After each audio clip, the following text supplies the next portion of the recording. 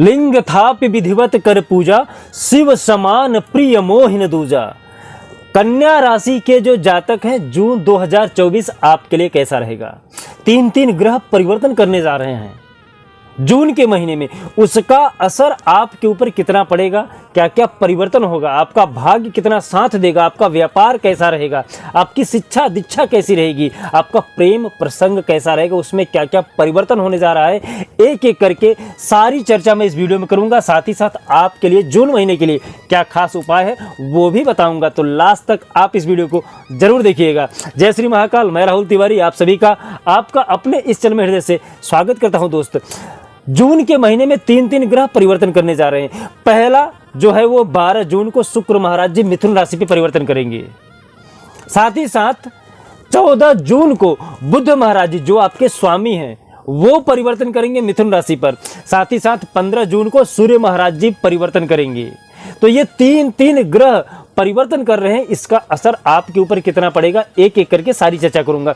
साथ ही साथ मैं बता दूं कि आपके जो स्वामी है वो है बुध महाराज। बुध महाराज जो आपके वाणी को देखते हैं, आपकी कला को देखते हैं, आपकी सुंदरता को देखते हैं और आपके लिए स्वास्थ्य वर्धक होते हैं, क्योंकि आपके स्वामी है तो स्वास्थ्य का देखरेख बुध महाराज ही करेंगे। तो अब जून महीने में जो आपकी कुंडली बन रही है मैं उस पर बात कर लेता हूं। जून महीने पे जो आपकी कुंडली बन रही है, कुंडली का जो प्रथम भाव है, प्रथम भाव पे केतु महाराज जी विद्यमान है। प्रथम भाव जो होता है वो आपके लग्न का होता है, स्वास्थ्य का होता है, यहाँ के कारक देव सूर्य महाराज होते हैं। साथ ही साथ कुंडली का जो छठा भाव है, छठा भाव आपके पीड़ा का होता है, रोग का होता है, शत्रु का होता है, मित्र का होता है। तो यहाँ से शनि महाराज जी क्या दे रहे हैं, क्या ले रहे हैं, चर्चा करूंगा। साथ ही साथ कुंडली का जो सप्तम भाव है वहां पर चंद्रमा महाराज जी और राहु महाराज दोनों साथ में बैठे हुए हैं। हालांकि चंद्रमा 2 दिन के बाद परिवर्तन कर जाएंगे, लेकिन शुरुआती दिन पे आपको साथ में बैठ के क्या परिणाम देंगे इस पे पहले चर्चा करेंगे। सप्तम भाव जो होता है कुंडली का, वहां से आपका परिवार देखा जाता है, आपका विवाह देखा जाता है, आपका व्यापार देखा जाता है, दाम्पत्य जीवन देखा जाता है। साथ ही साथ कुंडली का जो अष्टम भाव है, अष्टम भाव गलत भाव बोला जाता है, वहां के कारक देव शनि महाराज हैं और वहां पे विराजमान मंगल महाराज जी हैं। यहां से आपके आयु देखा जाता है, मृत्यु के कारण देखे जाते हैं। तो यहां पे आपको क्या क्या परिवर्तन करना चाहिए उस पर भी चर्चा करूंगा। साथ ही साथ कुंडली का जो नवा भाव है, नवा भाव जो आपके धर्म का है, पुण्य का है, जहां से आपका पुण्य जागृत होता है, धर्म देखा जाता है, जहां से आप भगवान के प्रति आस्था श्रद्धा ये सारी चीजें देखते हैं, उस जगह पर 4 ग्रह एक साथ बैठे हुए हैं। 4 ग्रहों का एक साथ बैठना मतलब होता है कि आपस में खटपिट होना निश्चित होता है। 4 बर्तन जहां एक साथ पे आप रख देंगे, निश्चित रूप से वहां पे कुछ न कुछ तो गड़बड़ होगा ही होगा। तो यहाँ पे जो 4 ग्रह एक साथ बैठे हुए हैं, गुरु महाराज के साथ सूर्य महाराज, बुध महाराज और वहां पे शुक्र महाराज, ये चारों मेन ग्रह एक ही भाव में बैठ गए हैं। अब इसका परिणाम क्या क्या होगा एक एक करके सारी चर्चा आपके साथ में करता हूं। सर्वप्रथम हम बात करते हैं आपके स्वास्थ्य का। स्वास्थ्य के जो कारक देव हैं वो है बुध महाराज। बुध महाराज इस समय आपके कुंडली के 9वें भाव में विद्यमान हैं। वहां से वो 12 जून को परिवर्तन करेंगे। तो जब तक वहां पे बैठे हुए हैं तब तक आपके कुंडली में जो स्वास्थ्य को लेके परिवर्तन होगा उसमें बहुत ज़्यादा बदलाव नहीं होगा। स्वास्थ्य आपका सही रहेगा। 12 तारीख के बाद 14 तारीख में आपके कुंडली के 10वें भाव में बुध महाराज जी गोचर करके पहुंच जाएंगे। तब आपका स्वास्थ्य, जो पिछला रोग आपको काफ़ी समय से परेशान कर रहा था, उससे आप मुक्त हो जाओगे।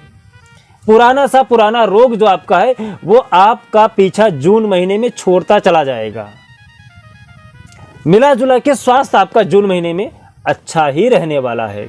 बात करें यदि आपके शिक्षा का, प्रेम का, शिक्षा के जो कारक देव हैं वो है गुरु महाराज और प्रेम के जो कारक देव हैं वो है सूर्य महाराज।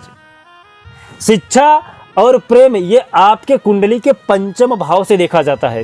गुरु महाराज, सूर्य महाराज ये दोनों कुंडली के 5वें भाव में बैठे हैं। आपके लिए शिक्षा और प्रेम दोनों जून के महीने में बहुत ही अच्छा जाने वाला है।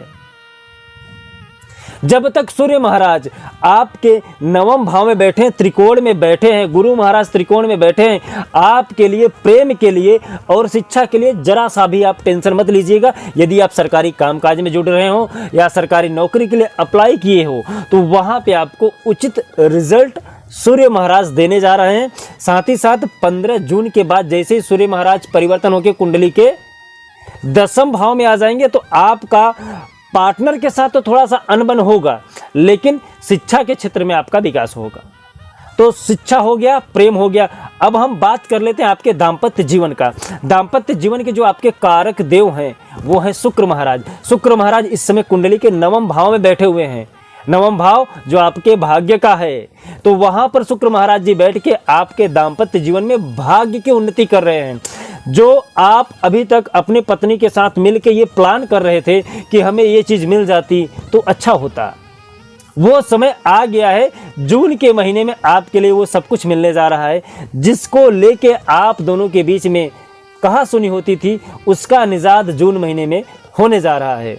बात करें यदि आपके व्यापार का, कैरियर का, व्यापार के कारक देव शुक्र महाराज और मंगल महाराज।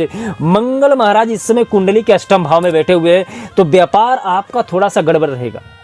लेकिन शुक्र महाराज जी 9वें भाव में बैठे हैं। शुक्र आपको उचित रिजल्ट देंगे।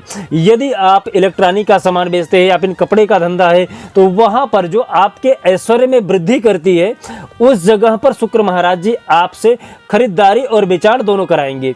तो व्यापार आपका अच्छा होगा, लेकिन मंगल महाराज की वजह से आपके शत्रुओं में उन्नति होगी। लेकिन संयोग बस शनि महाराज आपके कुंडली के 6ठे भाव में बैठे, यहाँ पे शत्रुहंता योग बना रहे हैं। तो यहाँ पर शनि आपके शत्रुओं को एक तरह से नाश करते जाएंगे, मंगल महाराज आपके शत्रुओं में वृद्धि करते जाएंगे और शुक्र महाराज आपके व्यापार में वृद्धि करेंगे। मिला जुला के आपके लिए अच्छा ही होने वाला है लास्ट तक, अंत तक, क्योंकि शनि महाराज परिणाम लास्ट में अच्छा देंगे। बात करें यदि आपके लाभ का, तो लाभ का प्रमाण गुरु महाराज जी आपके 9वें भाव में बैठे हुए हैं, तो लाभ का प्रमाण जून महीने में अच्छा रहेगा। यदि आप अच्छे से कार्य करेंगे तो नौकरी के क्षेत्र में भी विकास होगा आपका और व्यापार में भी विकास होगा। लेकिन व्यापार की अपेक्षा नौकरी ज़्यादातर किफ़ायती रहेगी, फायदेदार रहेगी। तो ये आपकी कुंडली है। तो जून महीने में आपके लिए उपाय क्या है?